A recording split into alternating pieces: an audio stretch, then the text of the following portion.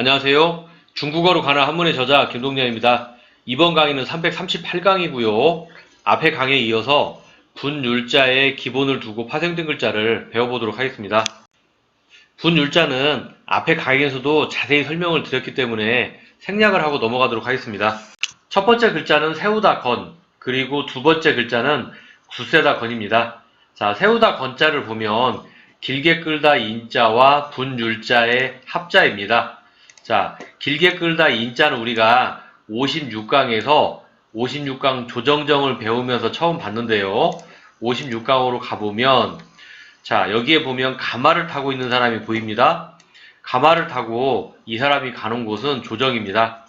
조정이라는 것은 임금과 신하가 일을 하는 곳이죠. 나라의 법도 제정을 하고 나라를 이끌어가는 곳입니다. 그리고 여기에 보면 길게 끌다 인자가 보이는데요. 이 글자는 우리가 알다시피 많이 쓰이는 이 가다 지자와 굉장히 유사하고 가다 지자와 뜻이나 용도는 거의 같다고 보시면 되는데 모양만 이렇게 다릅니다. 그래서 여기서 처음 배웠고요. 자, 다시 앞쪽으로 가서 조정정. 조정이라는 것은 임금과 신하가 일을 하는 곳이다. 만나서 무엇을 한다. 나라의 법을 바로 세운다. 이렇게 보시면 되겠습니다. 나라의 법을 바로 세운다. 세운다. 여기서 세우다. 이런 의미로 발전되었다고 이렇게 이해하시면 될 것 같고요. 음은 분율자가 세월이 지나면서 건이 되었다. 그래서 세우다 건이고 생활 속에서 볼 수 있는 단어는 건물 또는 뭐 건축 이런 단어가 있고요. 아래쪽에 보면 굳세다 건이 있는데요. 방금 전에 우리가 세우다 건을 배웠죠.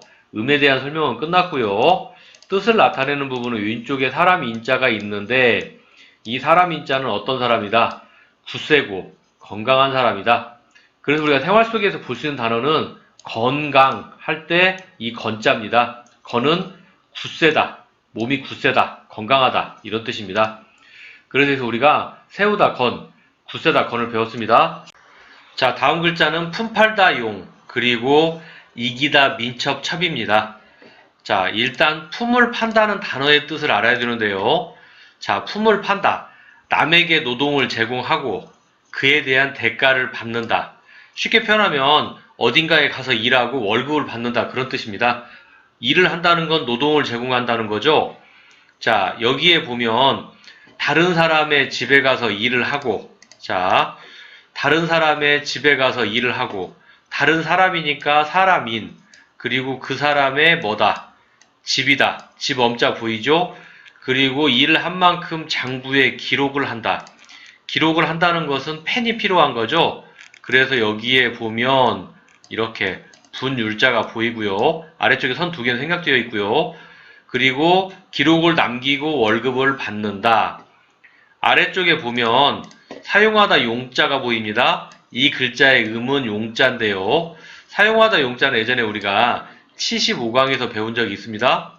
75강에서 포크의 그림을 그려드렸고요. 이렇게 포크를 사용하면 편리하다. 사용하다 용이라고 말씀드렸습니다. 다시 앞쪽으로 와서 보면 이 품팔다 용자의 간체는 이렇게 사람 인자와 아래쪽에 사용하다 용자만 합쳐서 이런 형태로 간체를 만들었습니다. 생활 속에서 우리가 들어볼 수 있는 단어는 고용. 자, 용자는 품팔다 용이고요. 다음 글자는 이기다 민첩 첩. 우리가 이기면 승리했다고 만세하고 만세를 부르죠. 자, 여기 왼쪽에 보면 손숫자가 들어있습니다. 자, 이겨서 만세를 불렀다. 이렇게 보시면 되고, 자, 오른쪽에 있는 글자가 조금 좀 이렇게 어렵게 지금 느껴지는데요. 여기에 보면 이렇게까지만 하면 자, 분율자의 윗부분이고요. 그 다음에 아래쪽만 보면 발소자와 굉장히 유사합니다. 그리고 맨 위쪽에 이렇게 열십자 모양이 이렇게 들어가 있습니다. 여기에 보면 발소자와 분율자, 달려가는 사람의 모습, 그 다음에 이기다, 그 다음에 민첩하다. 이 글자는 좀 여러 번 써볼 필요가 있습니다. 그래서 이기다 민첩첩. 생활 속에서 들어볼 수 있는 단어는 동작이 굉장히 민첩하다.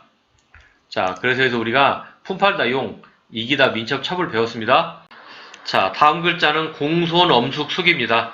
공손하다, 엄숙하다, 조용하고 걸음걸이도 조심조심 걸어간다. 이런 의미가 좀 들어있는데요. 어원은, 자, 어원은 연못의 물처럼 엄숙하게 글을 쓴다. 자, 제가 동용법으로 설명을 드릴 건데요. 교실에 공부하는 사람들을 위해서 공부를 위해서 나무 의자에 앉은 사람이다. 일단 여기에 보면 분율자가 보이죠? 자, 붓을 들고 있다는 것은 공부의 의미가 들어있습니다. 자, 이렇게 생겼는데 선이 하나 빠져있는 분율자의 형태죠? 그 다음에 이렇게 생긴 형태는 자, 나무 조각 장이고요. 그 다음에 이 글자의 간체는 이렇게 쓰죠? 그 다음에 반대 모양은 이거는 조각 편자입니다. 이 두 개가 이 글자 안에 지금 들어있죠? 이 부분이 여기 들어있고요. 그 다음에 이 부분은 여기에 이렇게 들어있습니다.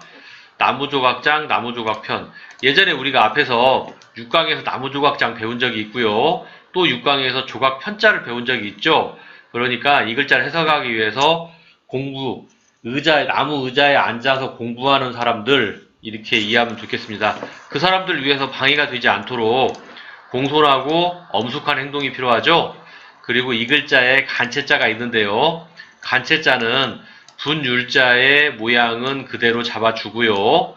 나머지 부분을 이렇게 하고 마무리를 짓겠습니다.